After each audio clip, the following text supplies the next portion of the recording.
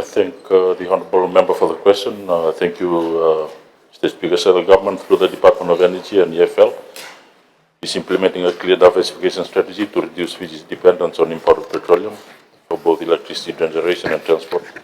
Some of the key elements in the current strategy. Before that, this issue is not a simple energy matter. It is fundamentally about Fiji's economic security, national resilience, cost of living stability, climate leadership, and protection of our people from external global shocks that are completely outside Fiji's control. We are witnessing renewed global instability. Any disruption affects global fuel prices. Fiji, like many small island developing states, remains vulnerable because imported diesel and heavy fuel oil still form part of our electricity generation mix. Every sudden increase in international oil price eventually affects transport, food prices, business costs, and electricity costs. These are not prices determined by Fiji, they are determined by international markets, thousands of kilometers away. That is precisely why Fiji's long-term national strategy is clear.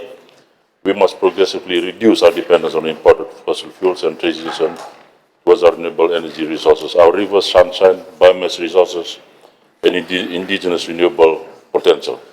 Energy Fiji Limited is now undertaking one of the largest energy transition programs in Fiji's history to support government's target of moving Fiji to 100% renewable energy by 2036. EFL's current roadmap targets approximately 60% renewable electricity generation by 2029 and around 90% renewable electricity generation by 2035. This transition is already underway.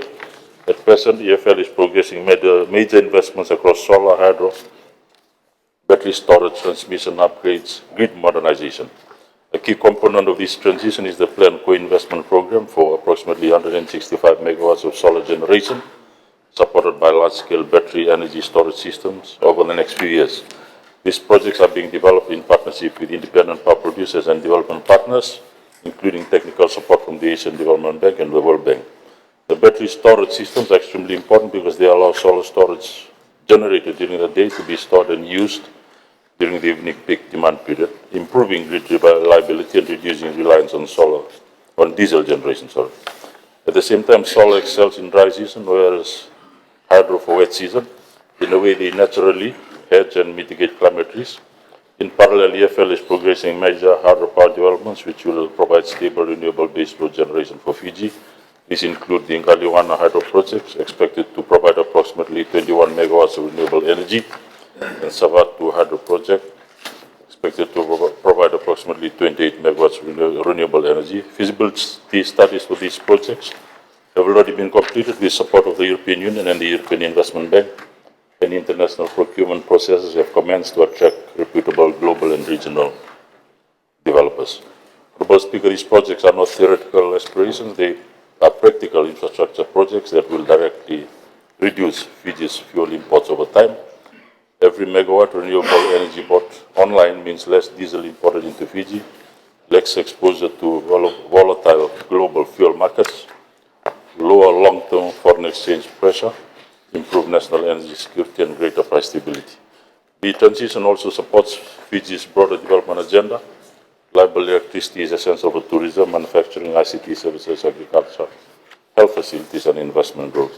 Since the COVID recovery period, electricity demand in Fiji has grown significantly due to economic recovery, tourism growth, and commercial activity, rural electrification, and housing expansion. EFL therefore has a dual responsibility to maintain reliable electricity supply today, and second, to build a future renewable energy system that Fiji will depend on. It must be understood that renewable energy transition requires significant upfront infrastructure investment. Solar farms, hydro stations, substations, transmission lines, battery systems, circular resilient grid upgrades, and modern control systems all require long-term financing and technical investment. However, the purpose of these investments is not simply expansion for its own sake, it is to protect Fiji and future generations. Investing prudently in renewable energy therefore helps avoid even larger and more volatile costs in the future.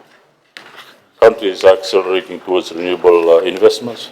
Government is conscious that affordability remains critically important. The framework, of course, takes into account affordability for households, reliability and resilience of supply, and the long-term sustainability of the national electricity system. Government is committed to protecting basic electricity access, modernizing the grid. A financially sustainable electricity sector is essential to continue securing concessional financing, development partner support, and private co-investment into renewable energy infrastructure.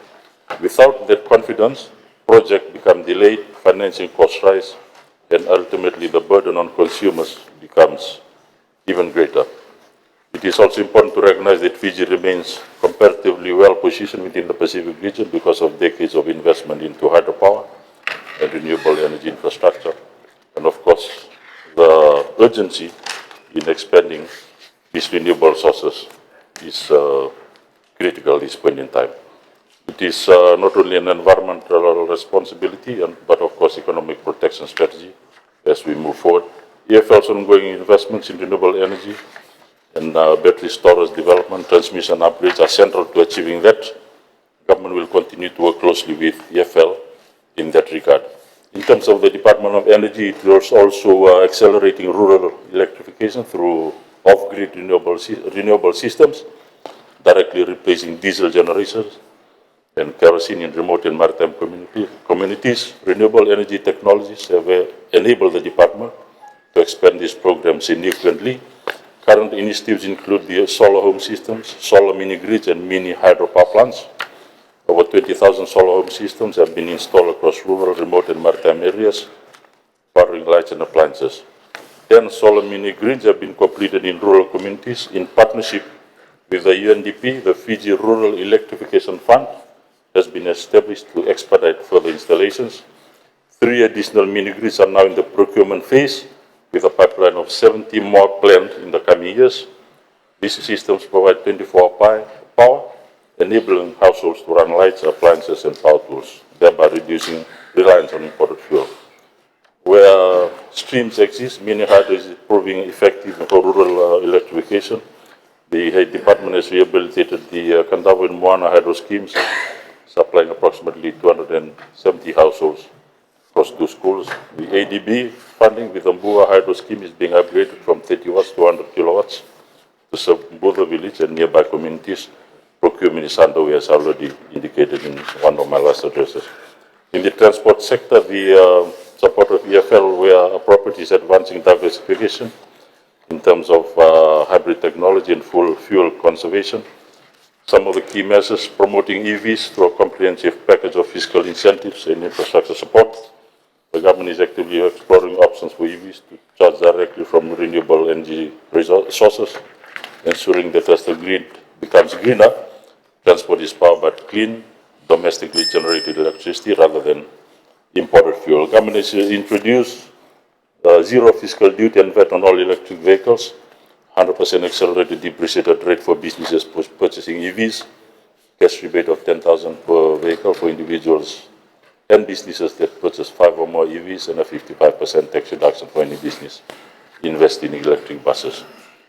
Dedicated measures have been put in place to expand charging infrastructure. These include a 7-year tax holiday and the ability to carry forward losses for up to 8 years for businesses investing in EV charging station, capital expenditure subsidy for 10% for qualifying charging infrastructure investments, and reduced minimum investment threshold of 50,000 to qualify for these incentives.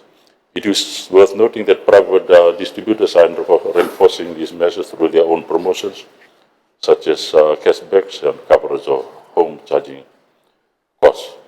Honourable Speaker, the government is implementing fuel conservation measures across all ministries. These include promotion of carpooling, centralized vehicle for control for government fees, reduction of unnecessary travel, increased use of public transport to lower the government's fuel footprint.